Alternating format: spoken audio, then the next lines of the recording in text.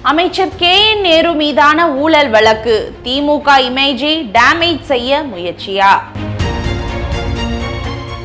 தமிழக நகராட்சி நிர்வாகத்துறையில் பணி நியமனத்துக்கு 1000 கோடி ரூபாய்க்கு மேல் லஞ்ச பணம் வசூலிக்கப்பட்டதாக அமலாக்கத்துறை அனுப்பிய ஆதாரங்களின் அடிப்படையில் அமைச்சர் KN நேரு உள்ளிட்டோர் மீது தமிழக லஞ்ச ஒழிப்புத்துறை போலீசார் உடனடியாக வழக்கு பதிவு செய்து சட்டப்பூர்வ நடவடிக்கை எடுக்க வேண்டும் என்று சென்னை உயர்நீதிமன்ற தலைமை நீதிபதி அமர்வு உத்தரவிட்டுள்ளது. இதன் பின்னணி மற்றும் தாக்கம் குறித்து சற்று விரிவாக பார்ப்போம். தமிழக நகராட்சி நிர்வாகம் குடிநீர் வழங்கல் துறையில் முறைகேடாக டெண்டர் வழங்கப்பட்டுள்ளதாகவும் உதவி பொறியாளர், இளநிலை பொறியாளர், நகரமைப்பு அலுவலர் உள்ளிட்ட 2538 பணியிடங்களுக்கு தலா 25 லட்சம் ரூபாய் முதல் 35 லட்சம் வரை லஞ்ச பணம் வசூலிக்கப்பட்டு பணி நியமனம் நடந்துள்ளதாகவும் தமிழக டிஜிபிக்கு அமலாக்கத்துறை கடந்த 2025 அக்டோபர் 27ஆம் தேதி கடிதம் அனுப்பியது.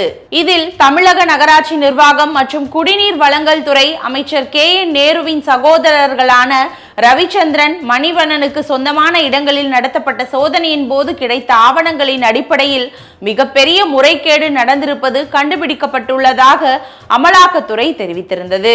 அமைச்சர் KN நேரு மீது நடவடிக்கை எடுக்க கோரி தமிழக டிஜிபிக்கு அமலாக்கத்துறை மொத்தம் 3 முறை கடிதம் அனுப்பியது. இதையடுத்து இந்த விவகாரம் குறித்து CBI விசாரணை நடத்த வேண்டும் என்று பல்வேறு அரசியல் கட்சி தலைவர்களும் வலியுறுத்தினர். இதை சட்டப்படி எதிர்கொள்வேன் என்று அமைச்சர் KN நேரு தெரிவித்திருக்கிறார். அமலாக்கத்துறை அனுப்பிய கடிதத்தின் அடிப்படையில் அமைச்சர் நேரு அவரது சகோதரர்கள் ரவிச்சந்திரன், மணிவண்ணன் உள்ளிட்டோர் மீது ஊழல் வழக்கு பதிவு செய்ய நடவடிக்கை எடுக்க கோரி மதுரையைச் சேர்ந்த ஆதி நாராயணன் மற்றும் அதிமுக MP இன்பதுரை ஆகியோர் சென்னை உயர்நீதிமன்றத்தில் தனித்தனியாக வழக்கு தொடுத்தனர். தலைமை நீதிபதி MM ஸ்ரீவஸ்தவா, நீதிபதி G அருள்முருகன் அமர்வில் இந்த வழக்கு விசாரணை ஏற்கனவே நடந்தது. அப்போது சம்பந்தப்பட்ட தரப்புகள் பல்வேறு வாதங்களை முன்வைத்தன.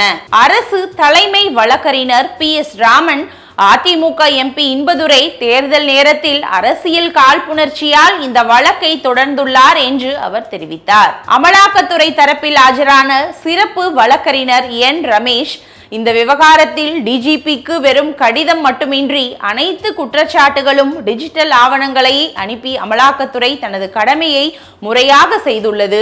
அந்த ஆதாரங்களின் அடிப்படையில் ஆரம்ப கட்ட விசாரணையே நடத்தாமல் சம்பந்தப்பட்டவர்கள் மீது நேரடியாகவே வழக்கு பதிவு செய்ய முடியும்.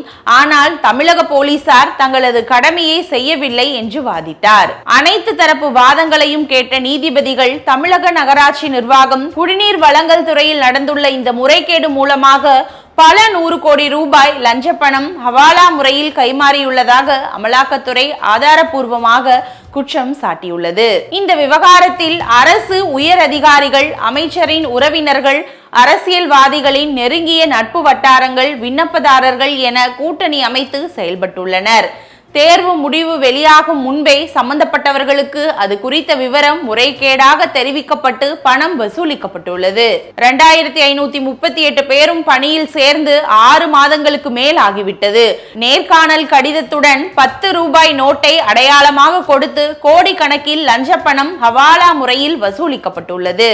அதற்கான ஆதாரங்களை வாட்ஸ்அப் உரையாடல்கள், ஸ்கிரீன்ஷாட்டுகள் மூலம் அமலாக்கத்துறை நிரூபித்துள்ளது. முறைகேடு நடந்துள்ளதாக தகவல்களை அனுப்பியது புலனாய்வு அமைப்பான அமலாக்கத்துறை ஒன்றும் 3ஆம் நபர்கள் அல்ல.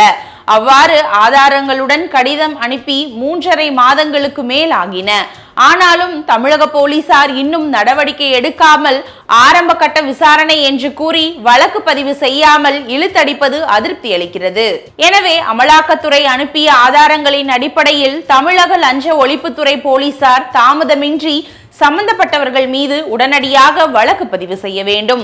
விரிவான விசாரணை நடத்தி அதன் அடிப்படையில் சட்டப்பூர்வ நடவடிக்கை எடுக்க வேண்டும் என்று நீதிபதிகள் உத்தரவிட்டுள்ளனர்.